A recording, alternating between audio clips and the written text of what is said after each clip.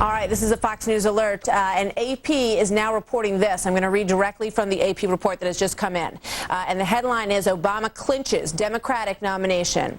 Barack Obama has effectively clinched the Democratic presidential nomination based on the Associated Press tally of convention delegates. The tally put Obama over the top on Tuesday, ahead of the results from the final primaries in Montana and South Dakota. The Illinois senator becomes the first black candidate ever to lead his party into a fall campaign for the White House. Obama outlasted former First Lady Hillary Clinton in a historic contest and now faces Republican Senator John McCain of Arizona for the presidency. So this is the first time that we're seeing this in such hard and fast terms, and it is truly a stunning moment to report that this is what's taking place. I think back to Barack Obama, when I watched him on the floor of the 2004 convention, he really arrived on the scene with such force in such a powerful speech that night. And it was the first time that people really had a true awareness of who he was and the fact that he was clearly someone who was going to be a formidable person on the scene for the Democratic Party. And he talked that night of the fact that the United States is not a black America and a white America, but it is the United States of America. And he went through similar phrases along those lines, really talking about the fact that he wanted to unite the country. And that clearly, that message, combined with his message of hope and of change in a time when the country has been embroiled in a very divisive war in Iraq, has clearly led him to this moment, as the AP is determining this afternoon, that he has indeed clinched this nomination. So this is a truly historic moment that we're witnessing. And as we start to see this presidential race really solidifying in these two candidates of John McCain, who today is in New Orleans, talking about what happened in Katrina and really sort of marking his own moment of what he wants to change about the way that business is done in this country, and Barack Obama. So where does this leave Hillary Clinton? And that's going to be the continuing debate that goes on tonight. And what will she decide?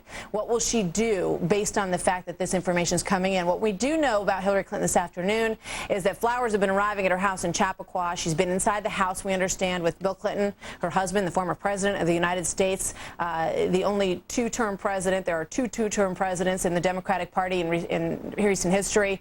So she's there with her husband, Bill Clinton, the former president, and her daughter, Chelsea Clinton, who've stood by her side throughout this entire process. So will she decide to fight is the question right now, and will she have anybody behind her in that fight if indeed she decides that that's the best thing for her to do? And the other question that comes up is, what role might she play?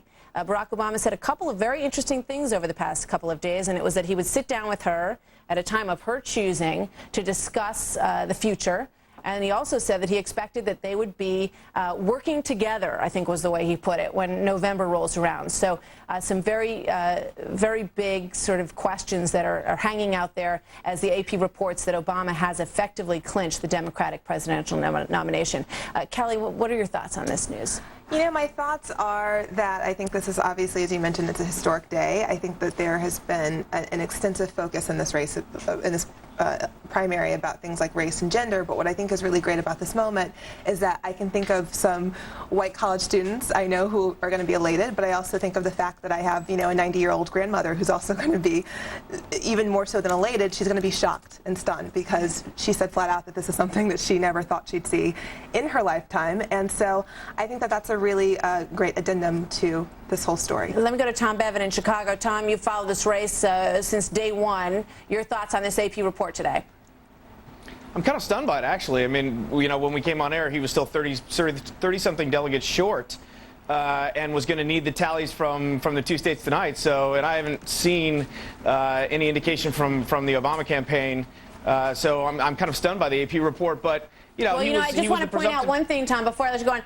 The way that it's phrased and the way that we read it is that Barack Obama has effectively clinched the nomination. Right. So that may mean that the way that they're looking at those numbers, there's no way to you know, overcome what they're expecting at this point.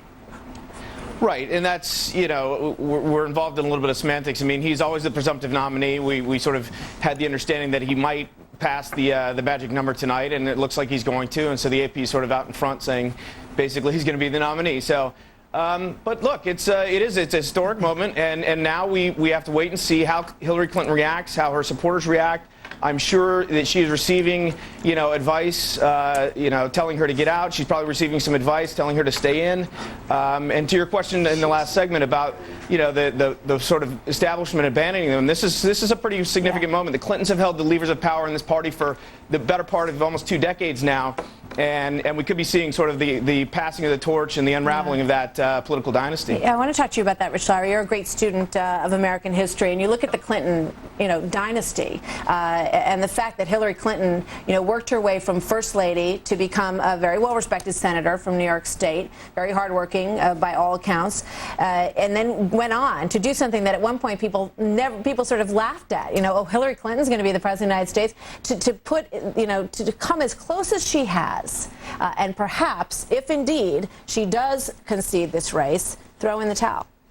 It's an amazing, among other things, and I agree with all the rest of the panelists, it's an extraordinary moment in American history. They have an African-American with an even or probably better than even chance to be president of the United States. That's an amazing thing and a great testament to this country's how dynamic it is and our capacity for progress and change. But it's also a great upset. That Barack Obama went through this process, out-campaigned Hillary Clinton, out-fundraised Hillary Clinton, outclassed Hillary Clinton in a lot of ways, is also in itself just an extraordinary political story. And this is one of the great presidential primary contests of all time, where you had these 2 titans duking it out and ending up almost at a tie. The delegate lead isn't that huge with Barack Obama, and the popular vote, they're just separated by a whisker, and you can argue, either way. One of them, both campaigns have a colorable argument. They're ahead in the popular vote. So it's been an extraordinary race, and it's an extraordinary moment in American political history. Janine, you have, political understanding of the Clintons and how things work in New York. What do you think about the fact that, I remember a moment when people said, well, wait till Barack Obama runs up against this machine of the Clintons, because he's not going to know what hit him. And now we're seeing a very different outcome than people would have anticipated at that point. Well, I think that Rich really hit the nail on the head when he said you saw a classy guy here. And I think the American public was very receptive to Obama's class, that he didn't trash the Clintons, that he got beat left and right. He got sucker punched. He was, denigrated as someone who's just another black man running for office by people like Bill Clinton and Geraldine Ferraro. And the bottom line is that the American public listened, that they took down basically the candidate of one of the biggest political machines in American history, and that was the Clintons. And I think they are shell-shocked at this point. They could not have imagined this ever happening. And it is to Obama's credit that the American people heard his message and respected him for it. I want to go back to Kelly, because one of the biggest stories of the Barack Obama candidacy about his for the nomination has been these stories about Reverend Wright and then the priest Plager. What does this say about America, that regardless of all of this, the American people have nominated this man to be their candidate? I think it represents a real turning of the page in American politics, because for the last 2 decades or so, the American political sphere has really been defined by things like these negative attack ads, that the Willie Horton ads, all these things, which really worked. And I think we've always said that people like to say in surveys that, oh, attack ads don't work, they don't work on me, and then of course they end up voting against the person that the attack ad was run against. And I think what these stories show is that in spite of being knocked down with could have been devastating incidents, he kept standing, and he didn't only keep standing, but he's the nominee. I think it says a lot. I would disagree with that a little bit. I think he won the nomination in February. Basically, that's when he was in his height, when he had that rolled through about 11 contests and won them all. He's been wheezing since then. But Rich, he should not have done as well in Indiana. Particularly with some of the white working class voters there after a solid month of Reverend Wright coverage. We were all stunned. All of us sat here and said, oh, it's going to keep going. It's going to be a split decision after North Carolina, Indiana. And the fact that he came within 2 points. If you look at 3 contests where he got blown out by 30 points, West Virginia, Kentucky, and Puerto Rico. So once we get beyond the history, which I think is really important, it's going to be a big wind at his back in the next couple of weeks, he still has some pedestrian political problems here that he has to work on going forward. And, I agree with that. Reverend Wright and the Trinity Church is a big part of it. But most of the electorate knows Reverend Wright inside and out. I have a friend who is a Hillary supporter who said, look, this was his exact words to me were, I don't know who this Reverend Wright guy is. I don't really care. But what I heard is that Barack Obama denounced him, and I don't understand why he's on TV more than the candidates are.